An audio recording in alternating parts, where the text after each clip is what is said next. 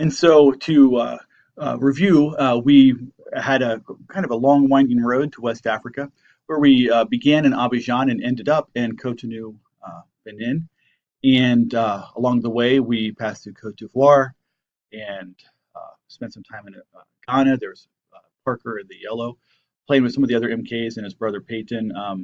And Eventually, we made our way to South Africa, where we spent some time and were able to take a road trip to Swaziland, where the first Nazarene missionaries were able to plant the Church of the Nazarene on the continent of Africa. And an amazing opportunity for us also to visit the seminary and some of the church leaders in Mozambique, including the president of the seminary at the time, Philemo Shamba, who's now the regional director for the Africa region. You may notice they were kind of looking out over the water. I said, this is the water that begins the Indian Ocean, and off the coast is Madagascar, and that was when the cartoon film Madagascar had come out, and so they were kind of looking for Madagascar. They never found Madagascar, but had a good time at the beach anyhow. We also were able to spend time in South Africa, and here we worshipped with a church that was populated by the people who were kind of considered at the lowest rung of society during the apartheid era, and still it was a group of folks that still had a hard time, socially, usually had to take some of the lowest rung jobs and were kind of slowly making their way up the socioeconomic ladder. And so we worshiped with them every Sunday, vibrant worship, amazing testimonies, and God was truly working in us. You might be able to see me in a gray sweatshirt with the yellow shirt, and there's Parker in the bright green jacket. We then made our way to France, and here we are at the train station on our way to Albertville, and I had the boys hop up on all the luggage that we took with us when we left Abidjan. Were evacuated almost 15, 16 months earlier. 8 action packers, 2 action packers each, and a backpack. And that's what we also brought with us when we moved to Benin. So if you've been keeping track, we're now finally in Benin. So this will be our 6th country on 3 continents in about 18 months. Not typical for most missionaries, but it was our experience. And as difficult as it may have been at the time, God truly blessed us during this time. One of my first experiences was when the missionaries who had been there, they'd been there for about a year. They left, and so our family was there. We were there by ourselves, and I was to take on to add to the role of educational leader for Francophone Africa, also to become the district superintendent for Benin and the adjacent country Togo, which was one district, about 22, 23 churches total. In Benin, there was about 19 churches. And one of my first responsibilities was to interview some of the pastors who had just come in the year before, about 12 pastors in the Abomey area. And you can see them, they're kind of in the lower third of the country, about 2 or 3 hours away from the coast.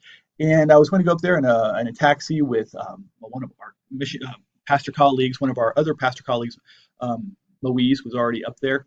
And so we take a taxi up early in the morning, zigzagging through the potholes, and we finally make it. And on our way, Moise said, "Hey, by the way, don't come into the town. Meet me on the outskirts at the taxi stand, and then we'll go in together. I have to explain some of the situation."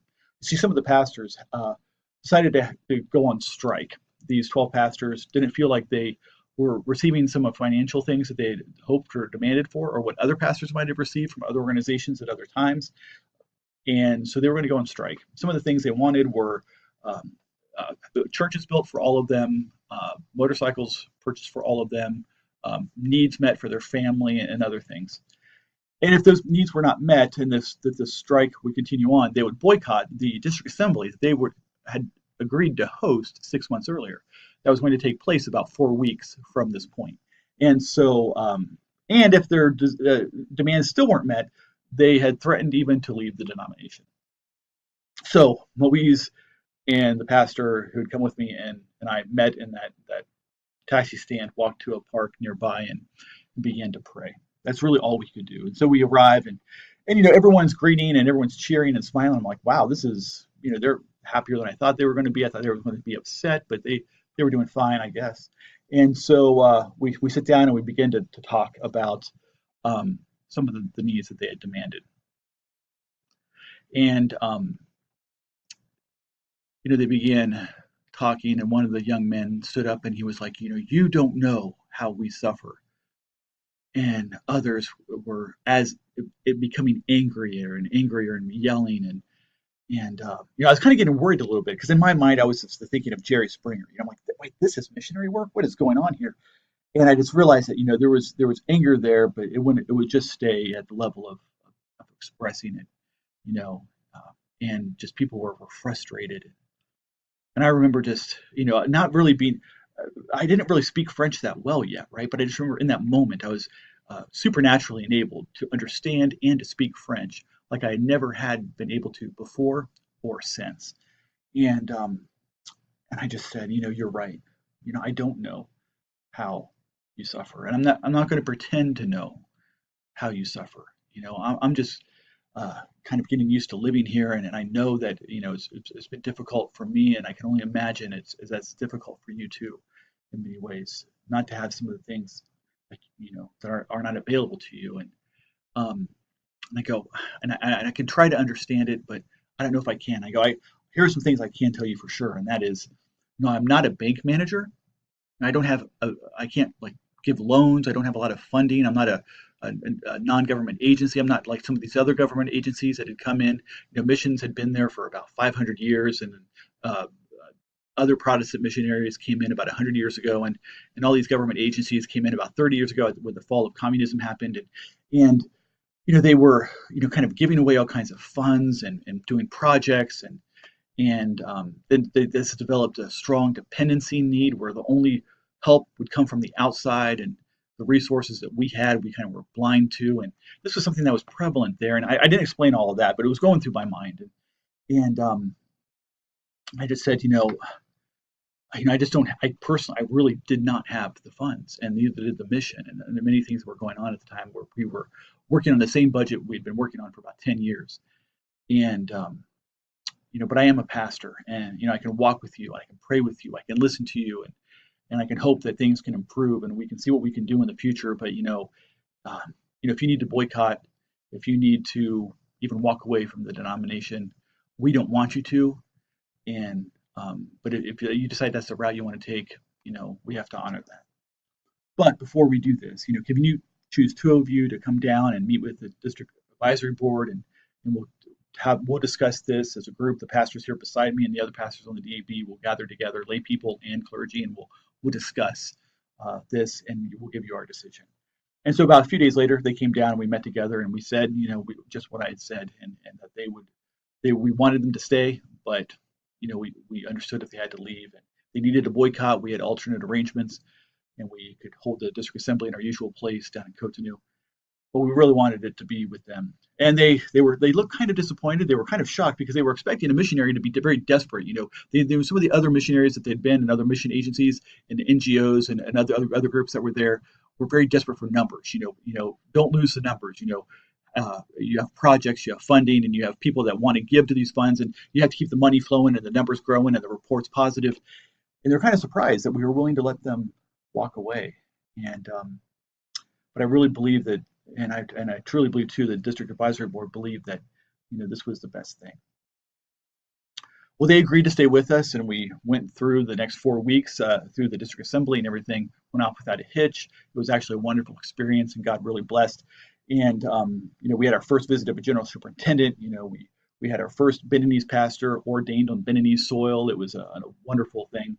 And God truly worked among the zone coordinators, including Moise and Norbert and Habib, and things were, he was working through these African leaders, and it was just a great time. But within the next 2 weeks, we started getting text messages from 10 of these 12 pastors. And within the next few days, 10 of the 12 had left the denomination. And it was tough. And as we think about that, some of these folks left, and we're not even sure if some of the folks even had a church, now that we look back at it, because some of their churches had not yet been visited. Well, one of those who stayed is this young man who was pastor of one of the largest churches in Benin at the time, about 120 people, under a thatch roof, mud walls up about 3 feet high. His 12-year-old son led the choir every Sunday. He did not know French. He could not read the local language Fon, which recently had a Bible translated into it. And but one of the pastors could read it to him, and then he memorized the scripture and then preached from that scripture every Sunday. and a dynamic leader, a wonderful man of God. And God continued to work through men like him. He was part of the group that was translating the Nazarene manual into the local language. And one of the reasons they stayed was they read in all the different parts of the manual where it talks about leadership in the local church, on the district and at the general level, that there was an equal representation of clergy and lay people, and that for them they realized that there was no place for a big man. And the leader of that group, of those who had left, wanted to be the big man, and he thought that the pastor should be the big man of the church. And but they realized that there was no place for a big man within the church of those serving Christ. And so here's where we found ourselves. And I remember, Moise was just so distraught over those who had left, and was kind of crushed by it. And so was I. It was just a very disconcerting time. But, we gathered together, he and I, and we were praying in my living room. And I don't even know how long we had prayed, but we were seeking God and his work, and thanking God for those who had stayed, and asking God to give us a vision for Benin. And I remember I don't even know how long it was, maybe an hour and a half. We got up, we looked up, and we looked at each other, and we both said Niger. We go, well, why Niger? And he goes, well, let me back up a ways. Niger was 20 hours away. It was the northernmost point of another country outside of Africa. It was mostly like 99% Muslim. And, it was like the Lord really wanted us to take the Church of the Nazarene to the borders of Benin and beyond. We had no idea how that was going to happen. In fact, it was crazy talk in those days. I mean, we lost 60% of the district with these pastors who left. But we believed that God was going to do a new thing, and he had faithful pastors who remained to the task. And so we began the work. And we started planting churches with borrowed Jesus film equipment, going around. We ended up planting not only as many churches that had left, but also 3 additional churches over the next year. Our goal was about 1,000 members in the next 5 years. Well, we hit that the next year, and during this time, the field strategy coordinator Eugenio Duarte encouraged me to begin looking at the transition between missionary leadership and local leadership. And so I started looking at who could be my replacement as district superintendent, and Moise was one of the obvious choices. There are many good leaders, and so I asked permission for him to become the assistant DS and begin to take on more of the responsibilities, and to begin giving more of the responsibilities away to the DAB. I remember one time Moise came to me with a problem that the church was dealing with, and he asked for advice and even a solution. And I just said, Moise, what would you do? And he looked at me kind of strange, and we started talking about some other things, and we came back to it. And I said, Moise, you never actually told me, what you would do in that situation. And he goes, Surintendant. It took him a long time to finally call me by my first name, but we weren't there yet. But he said, Surintendant, a missionary has never asked me for my opinion. And I said, well, Moise, this one is. What would you do? And he told me, and in my mind, I'm thinking I might do this a little bit differently or that a little bit differently, but overall, it's a pretty good plan. So I said, I want to change a thing, do it just like that, and see what happens. Of course, the Lord worked, good things were happening and continuing to happen. And as we begin to do this transition leadership, he was able to become district superintendent into our 3rd year there. And here he is. In the middle, flashing his big smile. Right beside him in the green is Surreal, who is his mentor and teacher. There we are planning a church in a village of about 3,000 people. And he took over as DS. And here's what happened in that first year. That's 45 brand new churches in about a year's time. Almost 1 church per week was being planted. Amazing stories of how God was at work and how his work was continuing in this place. Here it was the year before we left. I went to the district assembly. There were some people there that didn't know there was even a missionary in the country. A lot of my work took me outside the country by email, but here we were doing God's work all over the world. And as you can see, in the year 2012, 2013, 7 world areas showed the most growth, about 80% of the membership growth in the Church of the Nazarene. 2 of those were in Africa. One was in Mozambique. The other was in Benin.